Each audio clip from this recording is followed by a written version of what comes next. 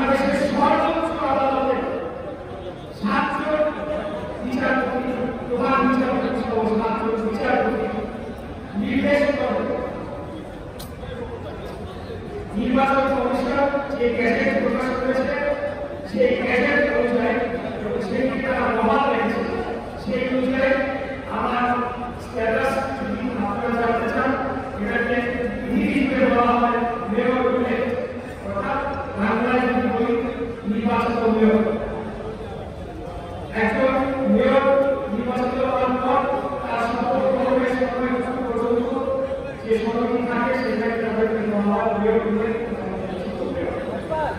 এখন আজকে সর্বোচ্চ আদালতে দিক নিষ্পত্তি করে দেওয়ার মধ্যে সকল আইন অতিক্রম করা হয়েছে এবং এই সরকারের আমার সমগ্র অনুষ্ঠান এটাকে সম্পূর্ণ দ্রুততম সময়। এই ভাই ফোনটা নাম্বার এই যে হ্যালো ইমন ভাই, ইমন ভাই, হ্যালো ইমন ভাই।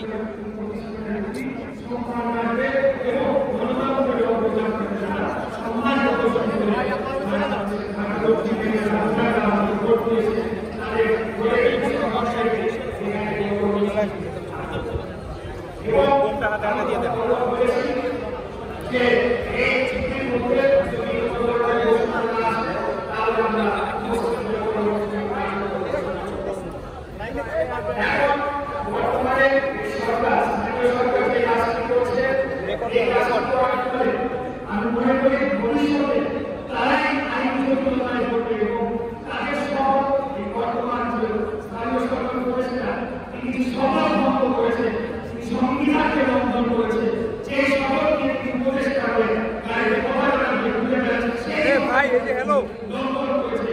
বাংলাদেশের সর্বোচ্চ আদালত সুপ্রিম কোর্টের আগে বিভাগে তিনি ক্রমাগত অবমাননা করে চলেছে এবং আমি মনে করি মাননীয় প্রধান উপদেষ্টা সরকারের প্রধান মাননীয় প্রধান উপদেষ্টা এই ঈদের ছুটির মধ্যে একটু ঐতিহাসিক কিছু ঘটনা ঘটে দিয়েছে, এটা আমাদের সামনে তুলে ধরতে।